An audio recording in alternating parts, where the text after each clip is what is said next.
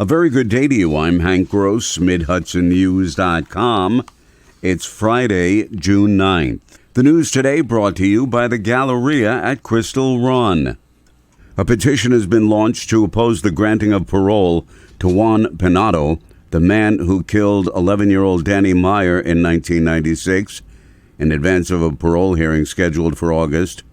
Danny was murdered by Penato while the boy was on his way to an all-star baseball game in the village of Maybrook. After 25 years of incarceration, Penato became eligible for parole for the first time in 2021, but was denied. He's serving a prison sentence of 25 years to life. The family's asking for the community to reach out to the parole board ahead of Penato's latest hearing, in an effort being organized by Assemblyman Brian Marr.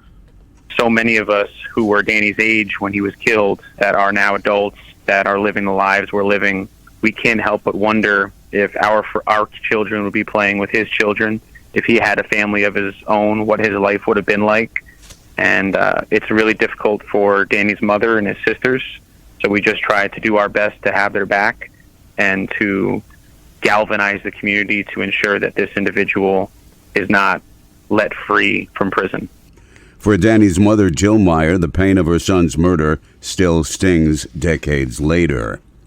A Middletown man and woman have been arrested and charged with drug possession and related charges for possessing some 900 bags of fentanyl with a street value of $13,500, amounts of oxycodone, alprazolam, and clonazepam pills, and over $18,000 in cash. 27-year-old Vinnie Hannon and 33-year-old Amanda Brown were arrested following execution of a search warrant at a Middletown residence, says Orange County District Attorney David Hoovler.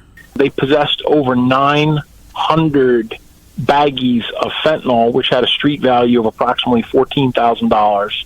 And additionally, they had almost $20,000 in cash. But what's unique about this 4-month investigation is Vinnie Hannon was previously arrested in Port Jervis several years back for the same type of offense, and he was on probation at this time. Therefore, he was able to be held in jail on bail. The negative possibilities of what could have happened with 900 bags of fentanyl are terrifying, says Sheriff Paul Arteta. More news right after this. Find over 100 retailers allowing you to spend hours shopping safely at the Galleria at Crystal Run. Enjoy the big brands and the diverse selection of family-owned stores all in one location. The Galleria at Crystal Run offers dining options for everyone with Fuji 110 Grill, Allen's Mediterranean Grill, and Peru Cuisine. Discover the Mid-Hudson Valley's premier shopping, dining, and entertainment destination, the Galleria at Crystal Run. For more information, follow us on Instagram, Facebook, or visit GalleriaCrystalRun.com. Who killed Yvonne Torch on June 9, 2004 in her town of Newburgh hair salon remains a mystery, but state police are continuing to investigate. The 32-year-old stylist was found brutally murdered in a shop on Route 9W in the Bombville area of the town of Newburgh in the mid-morning hours. Torch had finished styling one client, and when her next appointment came into the shop, she was found murdered. Investigators have chased down leads as far away as the state of Florida and have looked into hundreds of tips around the region. Advances in DNA were hoped to point police in the direction of the killer, but none has surfaced to this point. Hudson Valley Congressman Pat Ryan has secured a $31,000 federal grant for the Newburgh City Fire Department. The funds will be used for physical and mental health purposes, the lawmaker says. They're going to primarily use this for their enhancing their physical fitness area, their gym for the firefighters, and then also for some of the mental health programs that they do for the firefighters. So that's what this grant was specifically. It's called the AFG grant. It's a national federal grant program for firefighters. The Newburgh City Fire Department has been the recipient of a number of larger federal grants in the past to bolster their ranks and upgrade equipment. A Port Jervis City building inspector pled guilty to a charge of disorderly conduct after being arrested in April 2019 for alleged inappropriate sexual contact. Orange County DA David Hoover says David Rivera entered the plea this past May 10th and admitted in open court that he, quoting now, smacked the ass of a woman without permission, causing no injury.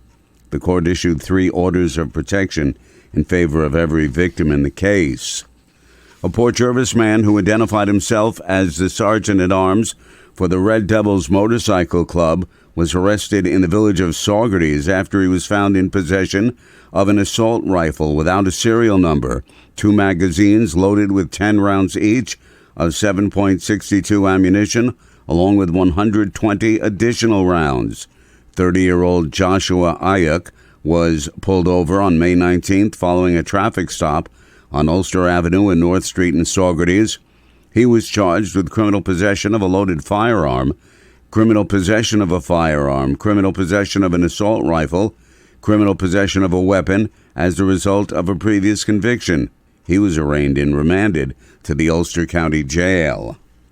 I'm Hank Gross, MidHudsonNews.com.